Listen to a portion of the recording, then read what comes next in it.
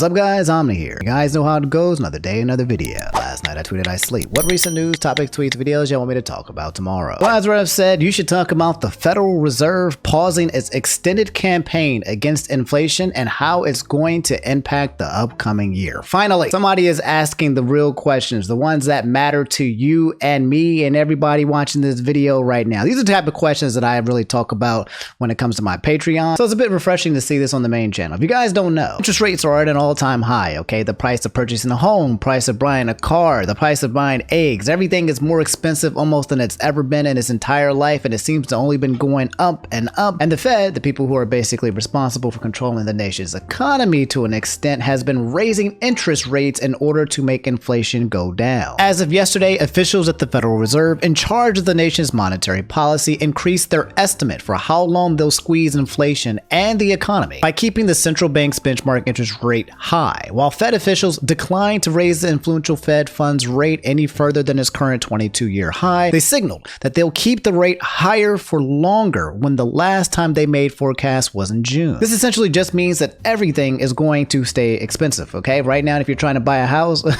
good luck, because it's the most expensive it's been in the past 22 years. Used cars or even new cars as well. Prices of everything are just now at an all-time high, and if you borrow against any kind of line of credit, you are paying interest rates that are just buco duco high. In a nutshell, people who own houses that want to sell their houses can't, because they're worried that if they sell their house and they buy a new house, they will be buying at a higher interest rate. Therefore, they feel like they're kind of locked in at their low interest rate that they had a couple of years back. So they're kind of stuck. Then you have millennials and people who want to buy houses, but the prices and the purchase prices of homes are at an all-time high, with interest rates also being at an all-time high. A house that you could have bought maybe 3 or 4 years ago that would have been a mortgage at $2,000 is now probably at somewhere like $3,000. Like, it's that bad. Which then leaves everybody in this place where they have to rent, whether it's an apartment or to a landlord. They're paying somebody else for their own living and they can't get their own equity. And that's what it's going to look like for quite a while. If you're a cash investor, you have a lot of money, and this is a good time. People are getting there anyway because they don't really care about the wealth. They just want to gobble up the real estate. But if you're somebody who's just trying to get their own place,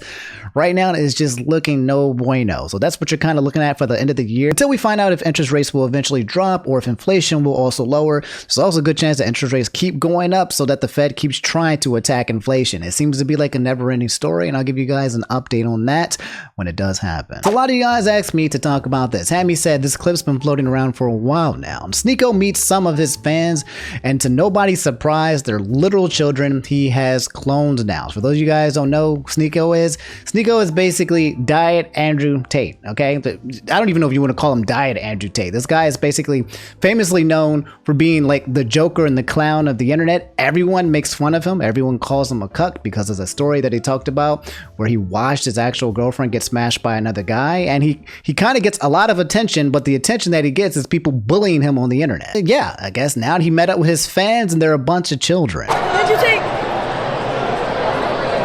Fuck the woman, fuck the woman. What? No, wait. Sneako. We love women. We love women. We love women. But not like transgenders. Yes, sir. We love everybody. Okay. No. All gays should die. Yeah, merch, preach.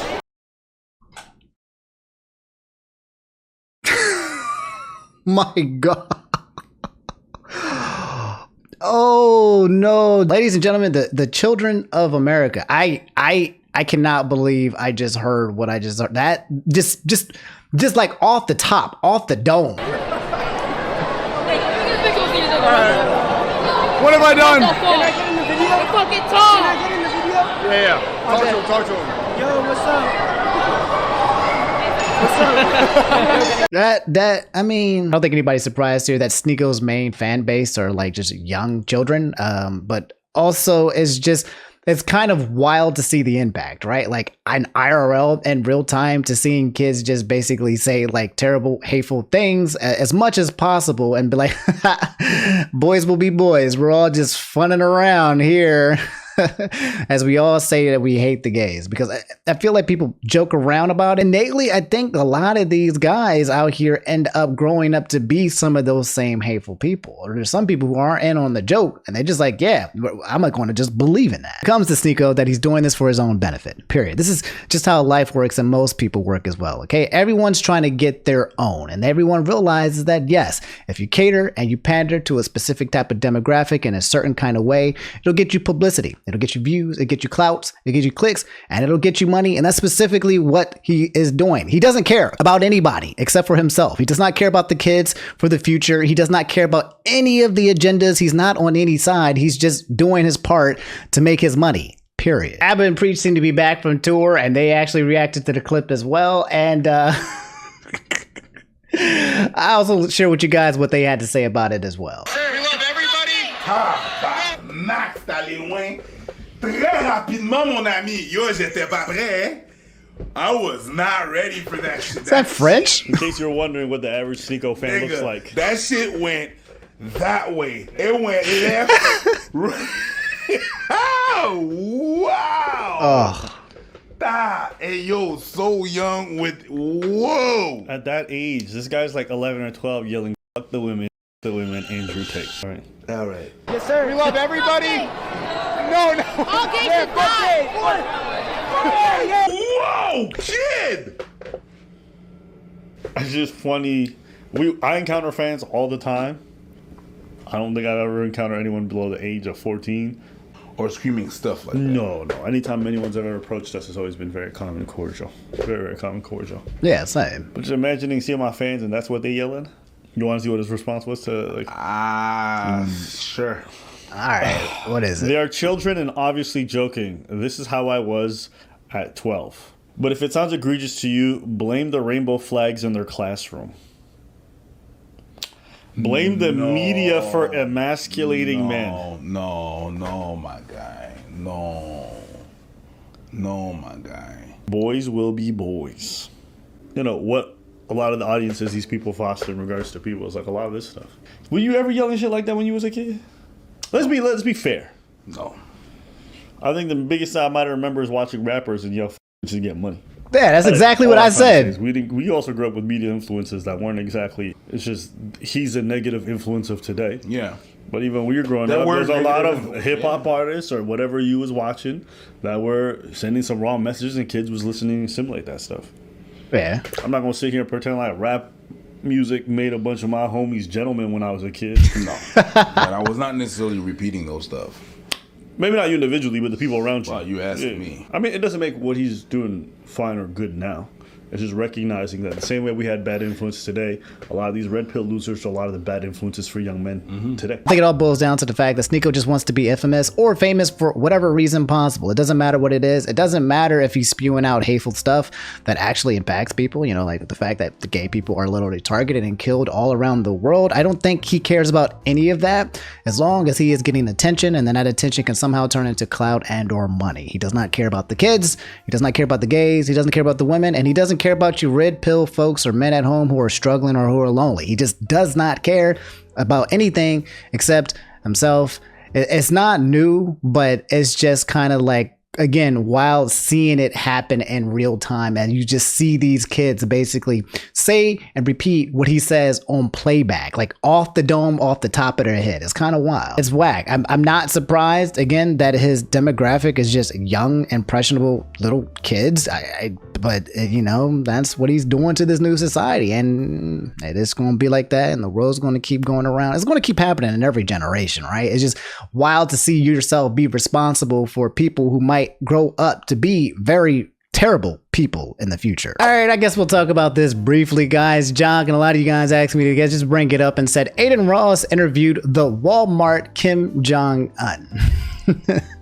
For those of you guys who don't know, okay, Adin Ross has been teasing the fact that he is going to be interviewing Kim Jong-un for the past couple of days, and all these major news places as well was talking about it. We all knew it was cap, but for some reason, some people thought it was true until the actual day arrived. And yes, as you can see here, here's Adin Ross next to what appears to be Kim Jong-un. It's just a fake lookalike. Apparently, he went on Rumble and he or was it Kick? I don't know, one of the two, and basically basically had like one of the biggest streams in terms of like concurrent viewers, and then he got a record for like the most amount of people who left a stream all at once. I don't know about you guys, but I find like that's actually content right there. The biggest bait and switch of all time. Not really though, because like I don't think anybody actually truly believed it. People were just kind of popping in to see what was going to actually happen. But yeah.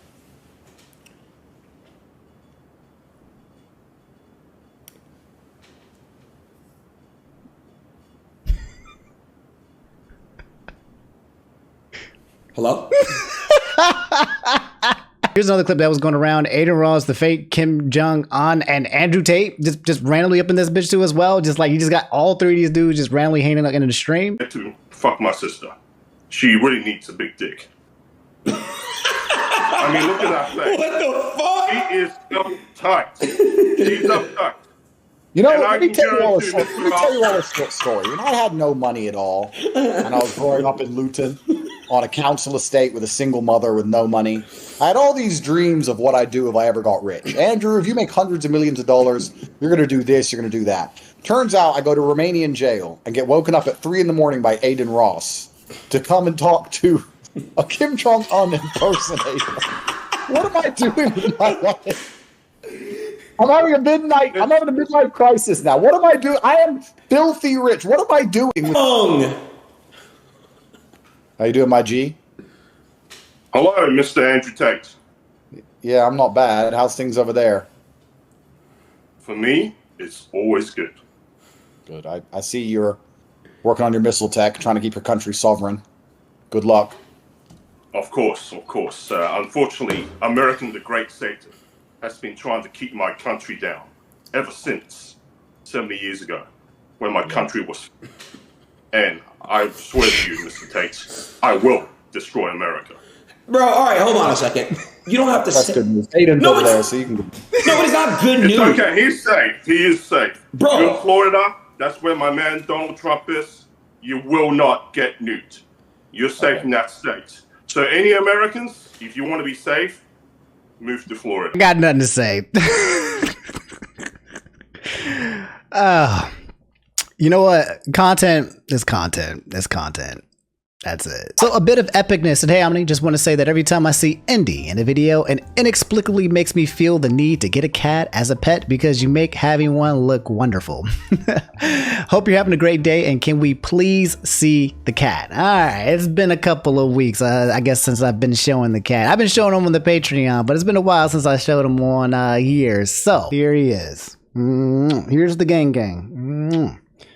People wanted to see you. The boy is fine. He's healthy. I think he's like almost 10 years old. But he's good. He's gotten his shots. His hair is all... He needs to get a haircut soon. But yeah, here's the boy. Here's Indi. He's good. He's chilling. He misses y'all. You good, Indi? You good, boy? You got anything to say to the people? All right. Say goodbye, Indi. The Wondering Yeehaw said the Sssniperwolf Lawsuit. What is... Wait, is Sniperwolf getting sued? And if so, for what? There's 14... A lot of you guys have been asking me to talk about this recently. If you guys don't know Sssniperwolf, she's basically the react channel of goddesses, okay? She has like tens of millions of subscribers, where she basically just gets up there and goes, wow, a TikTok that she's, found from other people. She got into some drama with another YouTuber by the name of Jax Films, who was poking fun at the fact that she was doing this and was also not even reacting to some of the content. Some of the things that she was reacting to wasn't even the content itself. Now, apparently, she's in a lawsuit. Like, what? There's a video by my guy Atozy. He said the lawsuit just ruined Sniperwolf's life. It's number 10 on trending and ruined her life. What is she getting sued for? If you guys don't know, Atozy, he's a great YouTuber. I think he lives in the DMV area as well. I need to connect with him and link up with him. One of the only few people that I do know in the DMV area that does YouTube as well. But yeah, what is happening to Sniperwolf? Well, we have this 23-page complaint that kicked off this lawsuit here, which really exposes how the Sniperwolf channel was allegedly set up and ran. And this really ruins Sniperwolf's life as she knows it, because she spent her entire career trying to keep all this hidden. And just like in my other video, I want to give a special thank you to Mad Catster for sending me this document. And I realize this isn't a short complaint, but it is just packed with eye-opening information for how Sniperwolf's channel is ran, or allegedly ran according to this complaint. Jong would then prepare a script script for each recording for Shailesh to read on camera while acting through that she was playing the recorded gameplay footage. Yeah, I messed that one up. Video game footage. But this already confirms everyone's speculations of, oh, she was faking her gameplay. Not that people were really doubting that speculation, but now it's essentially confirmed in a court document. So she basically was like, you know what? Instead of reacting to old video game footage by her friend or partner, or business partner Jong, I'm just gonna go ahead and just react to TikToks, and then it took off. Like, but does that mean that her reactions to the TikToks are fake, or is that written in as well? At the time of creating the Sniperwolf YouTube channel, Jong and Shailesh agreed to split any revenue from the Sniperwolf YouTube channel equally. While Shailesh was the face of the Sniperwolf YouTube channel, Jong was at all times heavily involved in the creative content and operations of the Sniperwolf YouTube channel, including but not limited to concept origination. Okay, so it sounds like this dude Jong wants some money. He's like, yo, I was here in the inception of Sniperwolf, and I basically did everything else outside of you being the face, and now I want my cut. That's what it's looking like so far. Within months of its creation, the Sniperwolf YouTube channel began to attract a significant following, and to date has over 33 million subscribers on YouTube. Jong's involvement and efforts contributed significantly to the initial as well as the ongoing. Yeah, Jong wants his cut.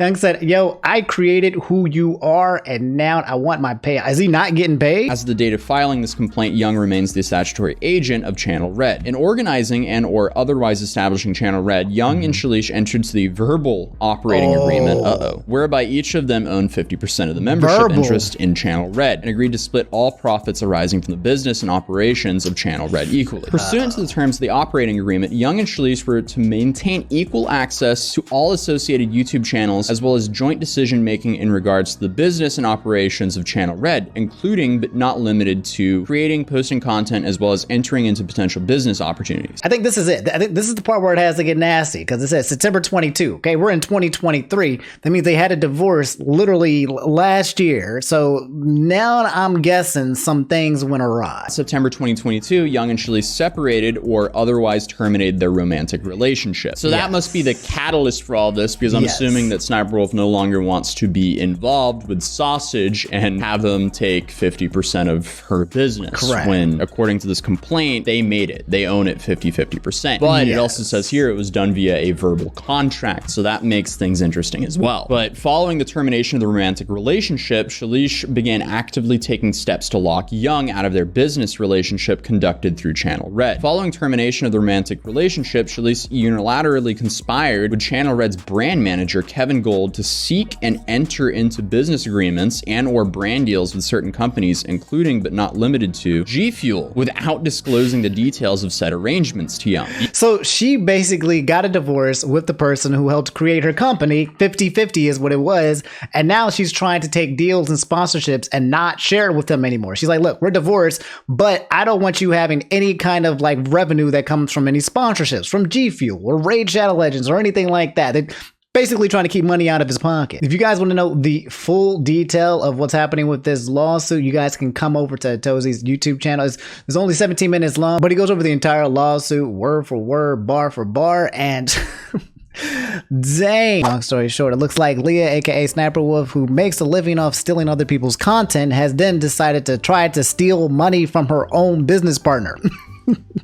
Whether it be her ex-husband or not, like they broke up and she doesn't want to pay him out anymore, but it's a business, it's an LLC, and both Jong and her both own 50% of everything, and she was basically trying to lock him out from all the accounts, Instagram accounts, trying to take away data, basically try to box him out. I don't think that's something you can do legally, and now she is getting sued.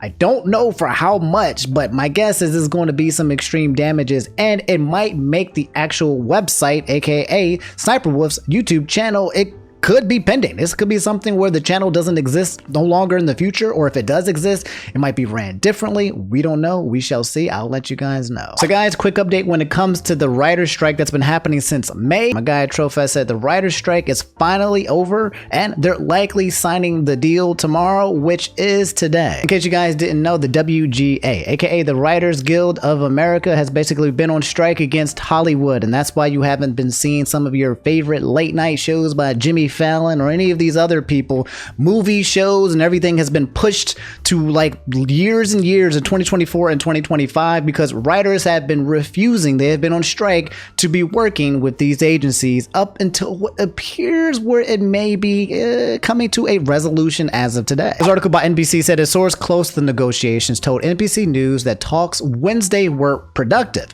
and that there was hope for, quote, more progress, end quote, as high-level executives attended the negotiations for the first time since the strike began months ago.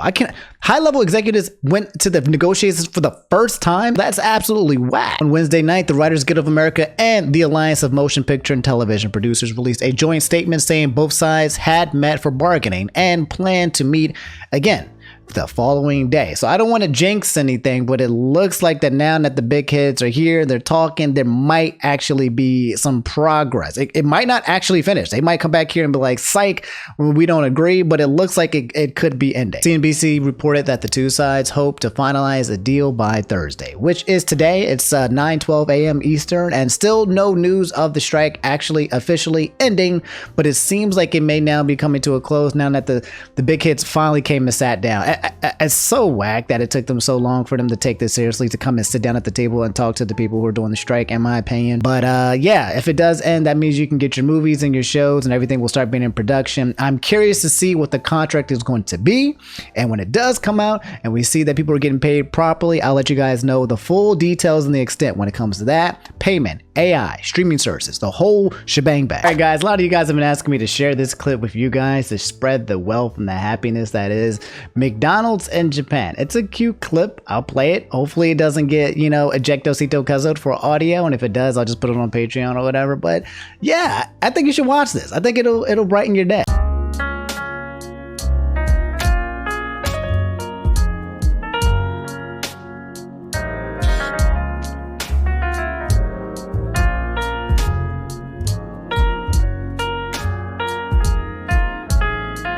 Cute. Very cute. Dad eating the chicken nuggets, that's something I would do. The daughter who looks exactly like the mother eating the french fries. I mean, I like it. I like the music. I like the vibe. I like the animation.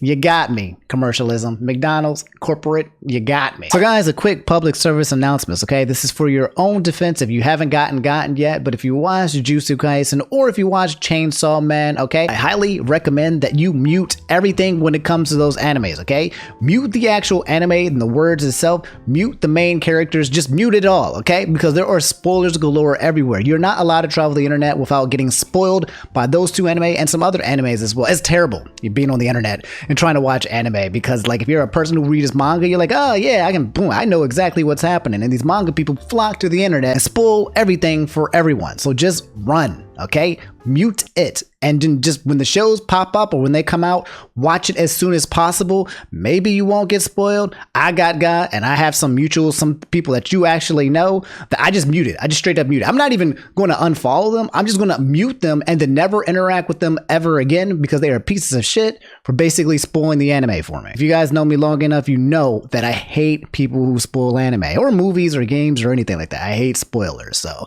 be careful out them streets because them streets ain't safe. So Gutsby said merch. Please remember to sell us your merch. I need some new merch for the fall. I actually don't have anything ready for fall and winter. I've been working on other things for you guys behind the scenes. But yeah, I do.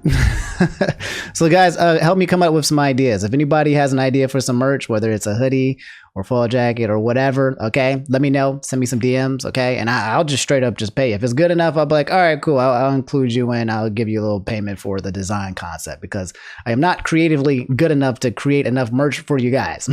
But all right, guys, that's all I have for today's video. If you made it to the end, drop a like, okay? Just lets me know that you made it. It's an attendance record. Subscribe if you guys haven't already, and I'll get out of your hair, okay? I'll catch you guys later. I'm working on something on the background, okay? I know I say that sometimes, but this time I mean it for real, okay? I think you guys are going to like it, so we'll see how it turns out. If it fails, it fails. It flops, and it flops, but you'll see. Just be on the lookout, okay? Hit your bell notification and subscribe for potentially some new content coming down in the future. I'll catch you guys later. Y'all take it easy. Peace.